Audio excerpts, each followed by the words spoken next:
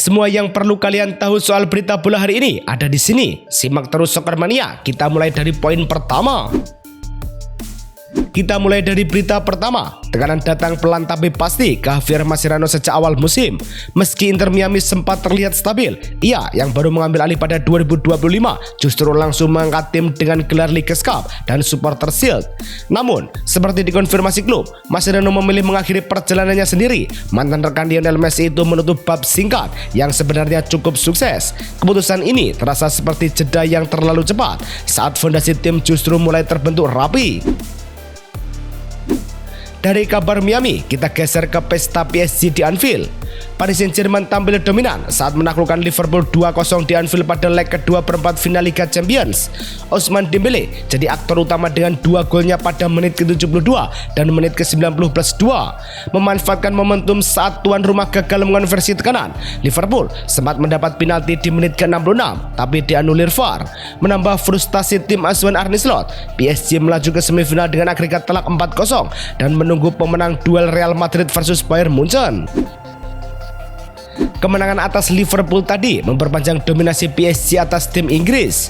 PSG kembali menembus semifinal Liga Champions, bahkan jadi tim Prancis pertama yang melakukan 3 musim beruntun.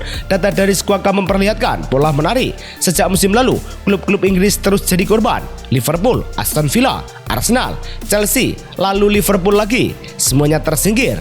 Ini bukan kebetulan, tapi tanda kematangan. Jika ritme ini terjaga, peluang mempertahankan gelar terasa makin realistis, bukan sekedar wacana.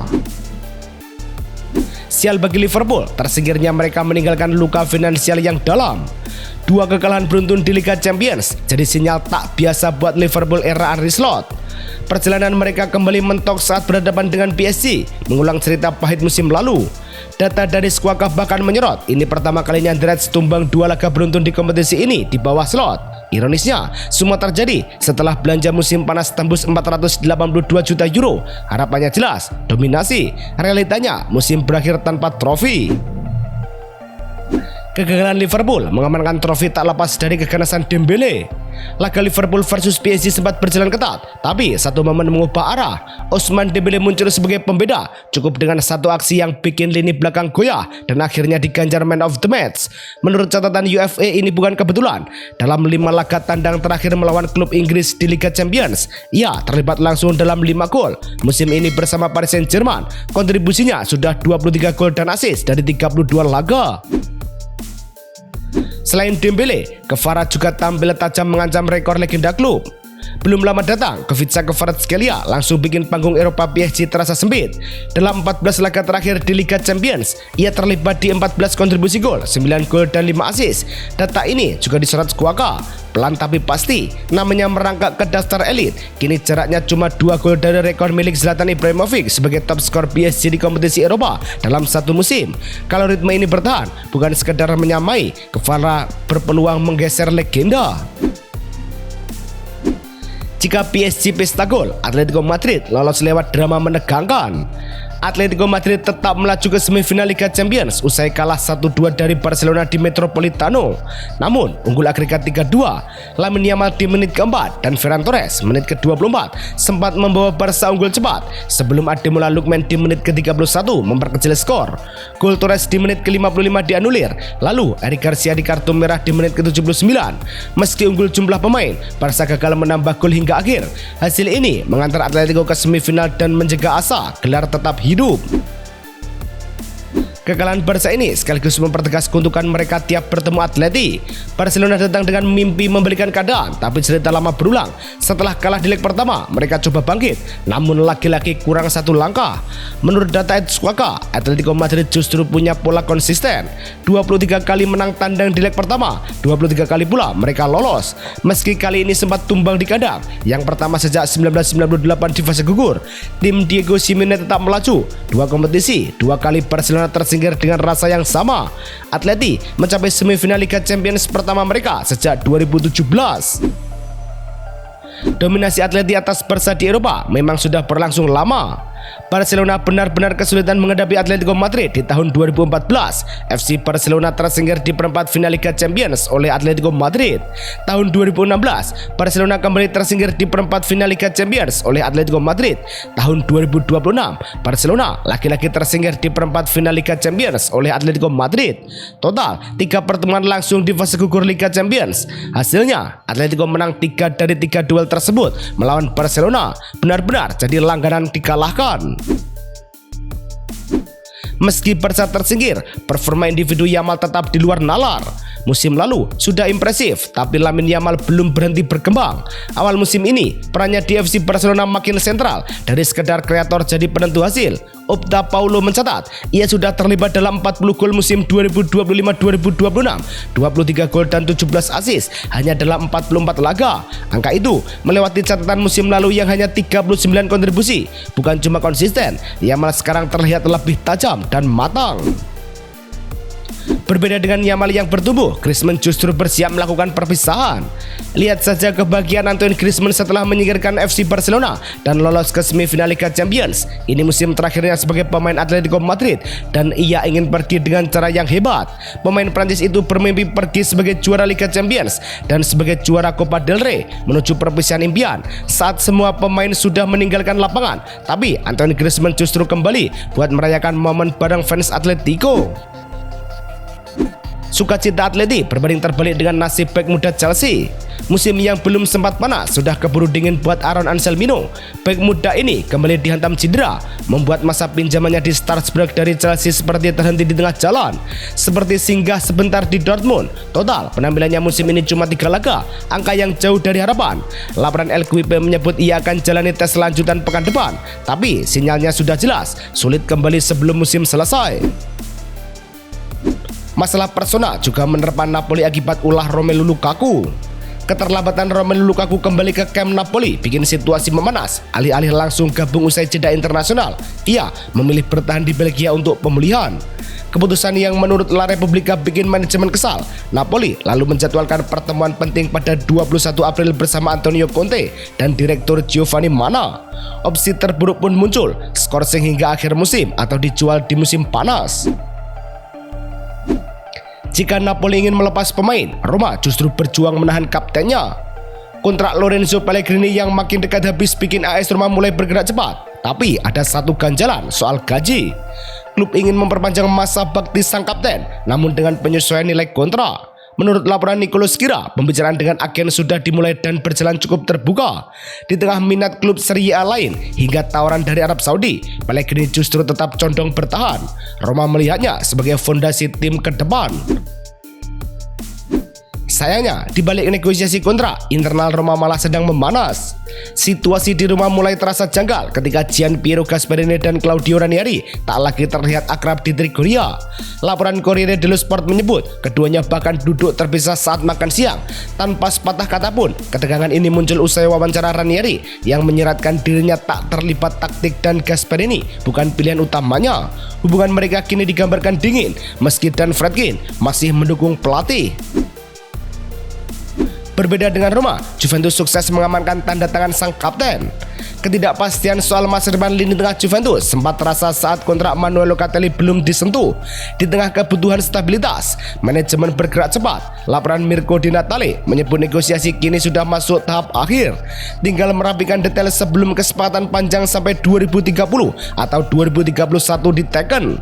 Locatelli bukan sekedar gelandang, dia poros permainan sekaligus suara di ruang ganti. Langkah pengamanan pemain juga dilakukan rival Juve, Inter Milan. Performa Marcus Thuram sempat bikin banyak klub melirik, apalagi saat rumor transfer mulai ramai. Tapi Inter Milan justru mengambil arah berbeda. Laporan La Gazzetta dello Sport menyebut mereka tak berniat melepas sang penyerang. Keputusan ini masuk akal. Thuram tampil tajam melawan AS Roma dan Como dengan kontribusi 3 gol dan 2 assist. Kini Inter Milan malah menyiapkan kontrak baru. Kalau Inter ingin bertahan, Milan justru siap melepas pemain sayapnya. Baru saja 1 musim di AC Milan, Pervis Estupinan sudah masuk daftar jual.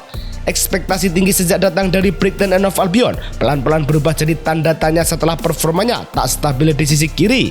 Menurut laporan Nicolas Kira, Milan mulai bergerak cepat. Mereka bahkan sudah bicara dengan agen Jorge Mendes untuk cari jalan keluar sebelum bursa dibuka. Minat dari klub lain ada, tapi dengan harga 19 juta euro yang dulu dibayar, Milan tampak harus realistis. Untuk menambal skuad, Milan kini mencoba skema tukar guling. Situasinya rumit buat AC Milan yang kepincut Moise Kean tapi terbentur harga mahal dari Fiorentina.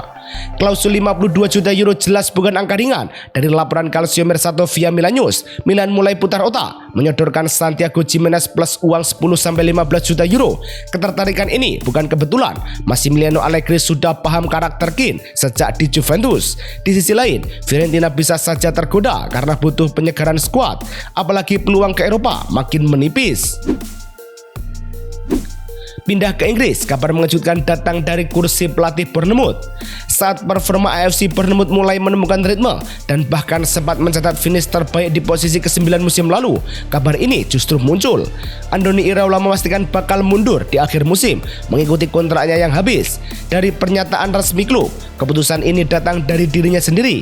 Meski manajemen sempat mencoba menahannya, Iraola bilang waktunya sudah pas untuk melangkah. Keputusan ini terasa tenang tapi tetap meninggalkan tanda tanya soal arah Bournemouth berikutnya. Bournemouth kehilangan pelatih, Liverpool justru bersiap kehilangan bek kiri andalan. Kepergian Andy Robertson di akhir musim bikin sisi kiri Liverpool mulai terasa kosong. Opsi makin tipis karena masa depan Kostas Tsimikas belum jelas. Sementara Milos Kerkez masih butuh waktu untuk benar-benar matang. Di tengah situasi itu, Talksport menyebut David Raum mulai dilirik. Bek kiri RB Leipzig ini diam-diam dipantau saat Liverpool mengamati rekannya Yan Diomande. Catatannya cukup solid musim ini. Selain Robertson, nasib Ibrahima Konate di Liverpool pun masih menggantung. Situasinya belum benar-benar beres. Kontrak Ibrahima Konate di Liverpool tinggal menghitung waktu, tapi kesepakatan baru belum juga diketuk. Negosiasi sebenarnya sudah berjalan dan menurut laporan RMC Sport, arahnya cukup positif. Liverpool ingin mengikatnya sampai 2030 atau 2031. Hanya saja, detail seperti bonus masih jadi ganjalan kecil. Pembicaraan pun sengaja ditunda dulu, menunggu duel penting melawan Paris Saint-Germain selesai. Dengan 44 penampilan musim ini, Konate jelas bukan sekedar pelengkap. Sial bagi Konate, rekan setimnya justru mengalami mimpi buruk cedera. Malam besar berubah jadi mimpi buruk buat Hugo Ekitike saat Liverpool bentrok dengan Paris Saint-Germain di Liga Champions. Ia harus ditarik keluar pakai tandu, bikin suasana langsung tegang. Awalnya banyak yang khawatir soal cedera Achilles yang parah, tapi laporan Kanal Plus Foot menyebut kondisinya serius tapi bukan yang terburuk. Meski begitu, musimnya selesai dan Piala Dunia bisa melayang. Ironis, momen besar justru jadi titik berhenti langkahnya. Cedera pemain seolah melengkapi rentetan hasil buruk yang menimpa Chelsea.